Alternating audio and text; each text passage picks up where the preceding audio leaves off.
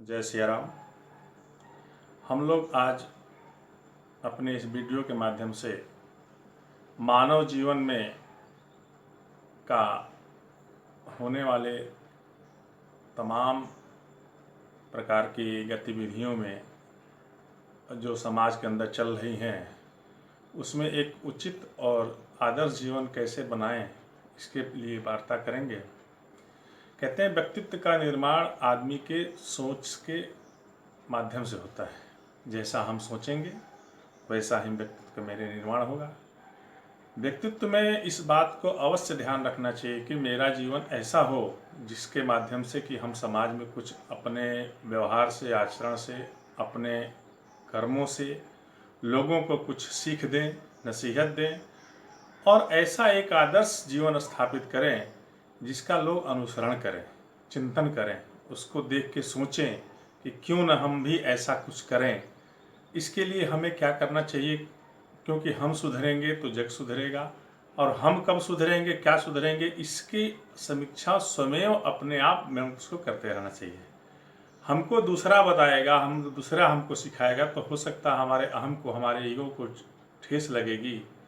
वही अगर हम स्वयं अपने आप को, अपने जीवन में होने वाले परिवर्तनों को नज़रअंदाज न करते हुए उसको सिर्फ इतना देखें कि एक व्यक्ति के नाते हमारा जो जीवन है वो कैसा है, उसमें क्या कमियां हैं, क्या दोष हैं, क्या उसमें ऐसी विचलता है कि जिसके द्वारा लोगों को हमारे उस व्यवहार से, हमारे उस आचरण से लोगों को कुछ असहज महसूस हो रहा है।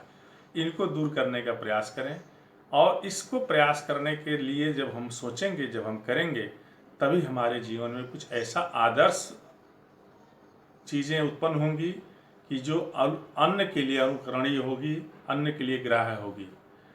हमारे अपने जीवन में जो घटनाएं हमको अच्छा नहीं लगता है, जो हमको अप्रिय लगती है, वही दूसरे के लिए भी अप्रिय होती है।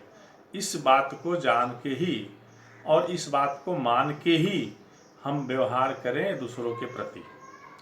अब हम आप कहेंगे कि ऐसी अप्रिय घटनाएं कैसे होती हैं, क्यों लगती हैं, किस लिए लगती हैं, हमको लगती हैं तो सबको लगती होंगी, ऐसा कैसे हो सकता है? लेकिन ऐसा ही होता है।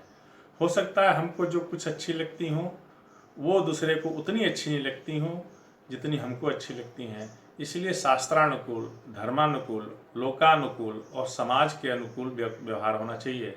गुरु, पितु, मात, भवानी और जितने गुरु हमारे आदर्श हमारे जीवन में हैं उनका सीख का, उनके मतों का, उनके विचारों का अनुसरण करते हुए अपने जीवन में प्रायः हम ऐसी बात करें। उसमें विशेष बातों को ध्यान देने वाली ये होती है कि हमारी बात कहने के तरीके, हमारे अपने जो व्यवहार के माध्यम से हम जो लोगों के साथ प्रकट करते हैं व्यवहार, उसका क्या उसमें सौम्यता हो, मधुरता हो, आत्मा के साथ या व्यक्ति के साथ पूर्ण आत्मीय संबंध हो और उस आत्मीय संबंध में पिता, माता, गुरु, भाई, बहन, छोटे बड़े आदि का पूरा सम्मान और मान होता रहना चाहिए।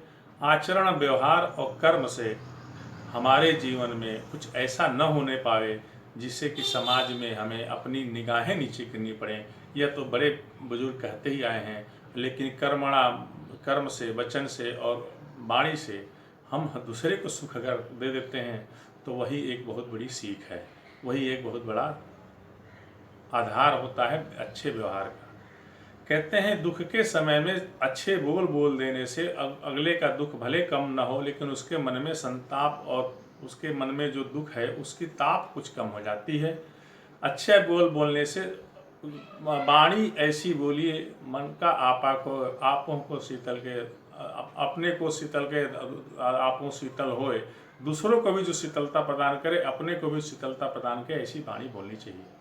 और कहते हैं शास्त्र पुराणों में भी हमारे लोक का रीति, हमारे कल्चर, भारतीय कल्चर में भी ये बात बताई गई है कि कौवा काको धनहरे, कोयल काको दे, और मीठी भली बोड़ के अपने बस कर ले। कौवा ने किसी का कोई धन हरण नहीं करता है, सिर्फ उसकी वाणी कर्कश है और कोयल की कोई किसी को कुछ नहीं देती, उसकी वाणी मधुर है।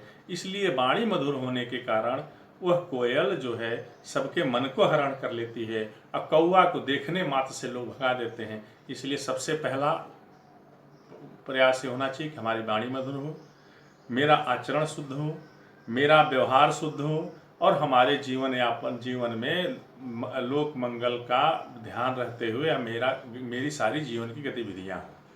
अब शास्त्र सम्मत हो कि नहीं हो, लोक सम्मत है होनी चाहिए। शास्त्र सम्मत भले न हो, वो लोक सम्मत हो। अगर लोक सम्मत है तो वो निश्चित जान लीजिए विधि सम्मत भी होगा।